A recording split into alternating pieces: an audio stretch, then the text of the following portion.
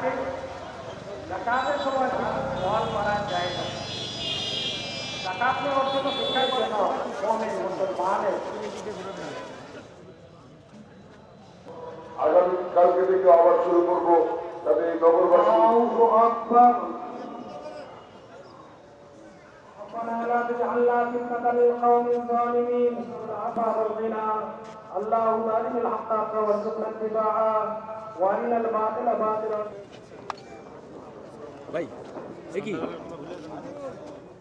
আমি আজকের এই দিনের আল্লাহ রাব্বুল আলামিনের কাছে দোয়া করেছি, আল্লাহ রাব্বুল আলামিন যেন আমার মাধ্যমে এই নগরবাসীকে তার যে জীবনের সুযোগ সুবিধাগুলো আছে সেগুলো আমি যেন তাদের সেবক হিসাবে পূরণ করতে পারি এবং নগরবাসীর মুখে এই যাতে আল্লাহ রাব্বুল আলামিন মিনিমাম হাসিটা ফুটিয়ে দেয়, আমি সেই দোয়া করছি। আল্লাহ যেন আমাকে এই কাজ করবার সুযোগ করে দেয়, আমি তাদের খেদমত করতে পারি, এই দোয়া করেছি।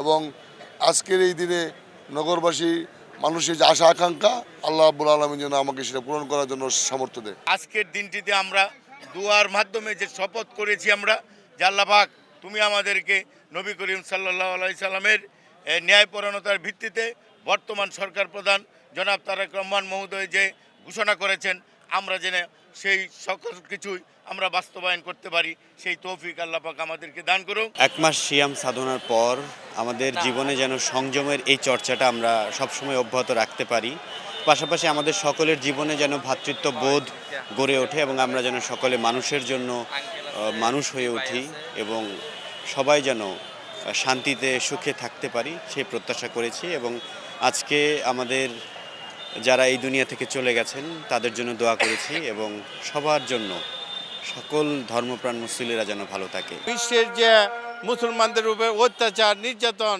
চলছে তার জন্য দোয়া করব যাতে ইহুদি নাসরাতকে যাতে পরাজিত করতে পারে। ইরানের যুদ্ধে আমরা মুসলমানদের জন্য দোয়া করছি, আর সকলের বাংলাদেশের যে সরকার তাদের জন্য দোয়া করছি ভালোভাবে দেশ চালাইতে পারে, দেশের জন্য দোয়া করছি। বেগম খালেদা জিয়ার জন্য দোয়া করছি, তারেক জিয়ার জন্য দোয়া করছি।